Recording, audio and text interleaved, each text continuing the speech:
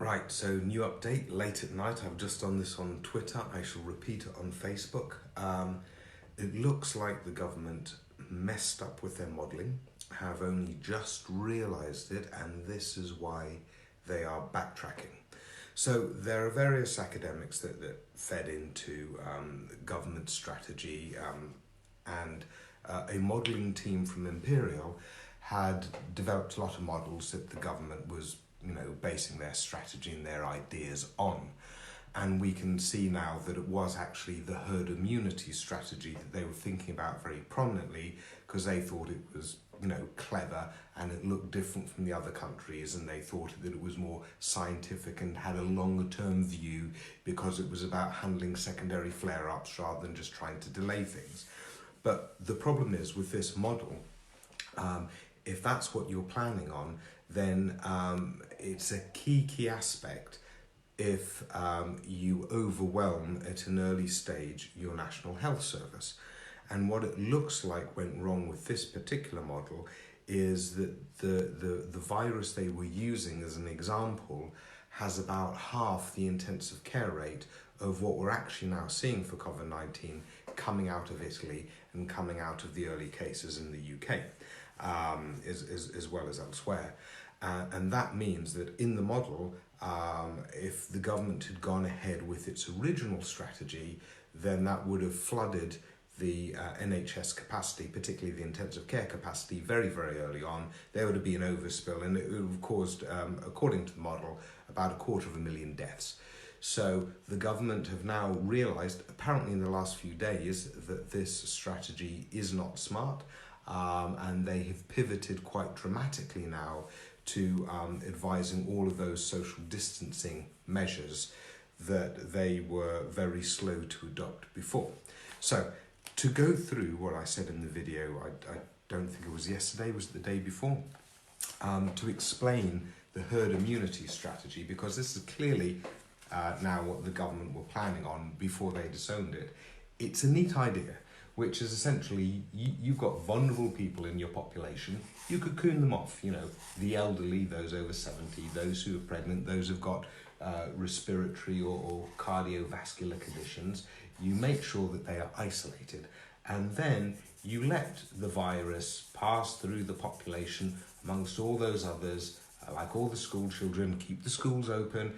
Government can't say it, but that helps actually propagate it amongst those who are healthy and can take it throughout the population. And then importantly, quite soon, when the fire has moved through the population, those people in cocoons can come out, and even if more COVID-19 cases sort of come in from abroad, or if there's a winter flare-up or something, because this is all burnt land, it doesn't catch through and it doesn't get to everyone, particularly the vulnerable. And so at a later stage, you have got population a lot more protected as you go into winter.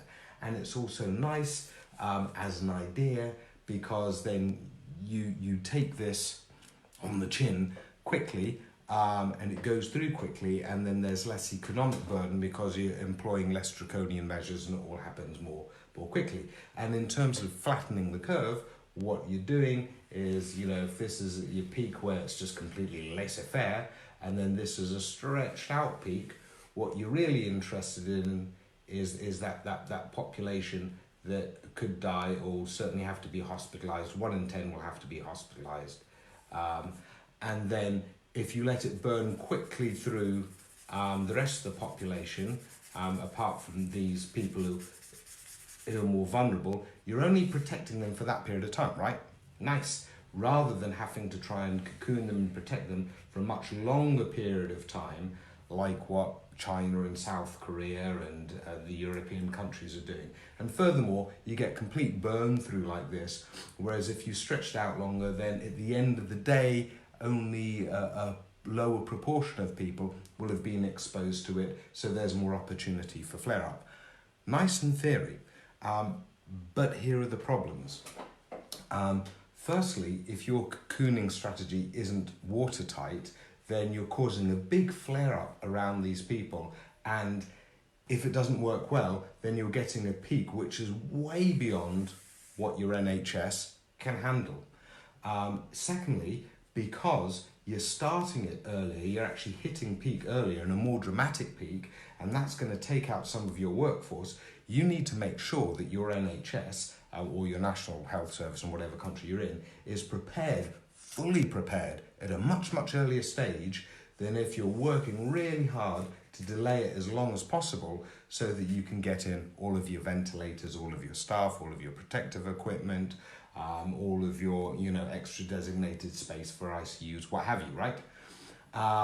And then there's an issue with the immunity itself, and that is that we know with COVID-19 it does produce immunity for those that have it, but we can only see 2 months maximum because it's a very new disease. And with some viruses, the immunity comes and goes very quickly in a matter of a few months or half a year, and with others, it's much, much longer immunity, which is raised by exposure to the virus. So you're taking a gamble that that's going to be, in place later, if that's your strategy. Meanwhile, you're exposing all of these people, all of these extra people, to that risk that is supposedly healthy, but as we've seen, it has actually killed some younger people and children. There was the example, for example, of that paramedic, 47 years old in Italy, who had no underlying conditions, and he is now dead, leaving behind an 8-year-old child. So there is risk in that. And the problem, as I said before, with the modelling is that, models are only models. You can get things wrong. In this particular case, the modelling was done using a virus which had half the critical care, intensive care beds needed rate than actually what we're seeing with coronavirus, which means that instead of balancing it artfully in order to be under NHS capacity, rather when the model was sort of rerun with that new information being taken into account, then you trip that level very, very quickly. Your intensive care units around the country just don't have capacity. You get the overspill. You have to make decisions about who lives and who dies, and then the end result being, 250,000 people dying, which is why the government probably flipped out about the ventilators, because we've only got 5,000 in the country. Germany have got 25,000 intensive care beds with ventilators, right? So we're well behind the game on that. We've got very little time in order to get them ready now, and that's why there's this big national call out to Rolls-Royce, JCB, anyone who can help manufacture them, because the government realises that not only does it not have enough bandwidth according to the original model, but now if there's overspill, then it's really, really problematic. And so that will explain that panic, and it also explains the drastic measures now in order to, instead of go on a trajectory, which is, to be fair, somewhere between the two, but actually to rather now put in the social distancing. So we're really trying to get no spread until as late as possible so that we can make sure that the NHS has all the protective equipment, has all of the ventilators that are needed for the intensive care units. And this is why the government is now also admitting that for those that are elderly and vulnerable, then the time of quarantine is going to be much longer, several months in some cases, and are now admitting more publicly that this is going to be with us right throughout, the full year. So that's where we are. I'll say this, I tried to talk about these things, calmly and nicely and informatively rather than politicising it all. But there has been a certain attitude associated with the government, which is, we're doing science, the rest don't know what they're doing. A sort of British exceptionalism, and I resent science being pulled into this, that feels to me very Brexity. We're better than them, we don't need them, we can do this by ourselves. Whereas the reality is very different. We do need to borrow equipment from other countries. We do need to follow the example of other countries when they do things well. We do need to cooperate with other countries. We are not better than other countries. We are all in the same mix together.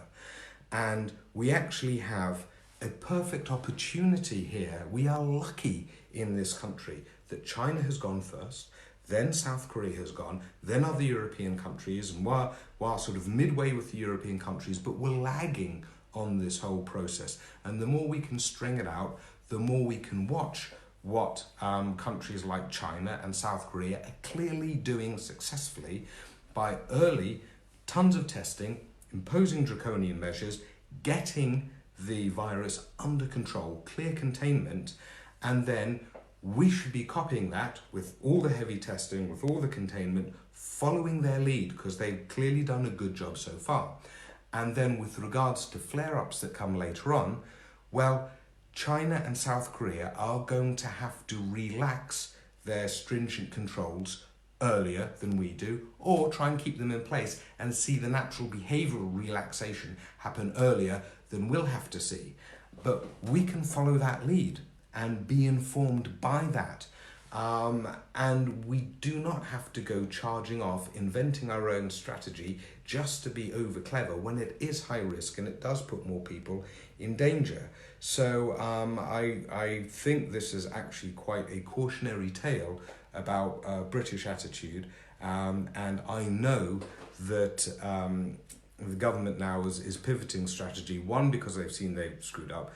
Two, they've been losing the faith and support of the scientific community in the UK. And with that also the public, because the public are wondering, why aren't we putting in the same social measures as other countries? And I also know that UK representatives have been lambasted by experts from other countries who are basically saying, like, what the hell are you doing?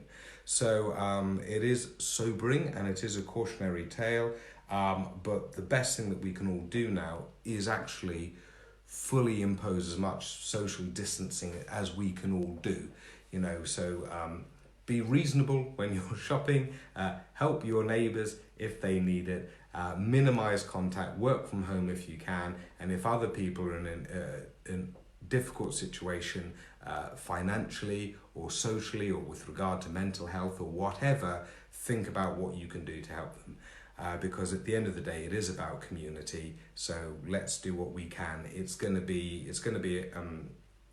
a tough slog. Okay, thanks, good night. Finish. Why is my finish button not working? Low battery, close.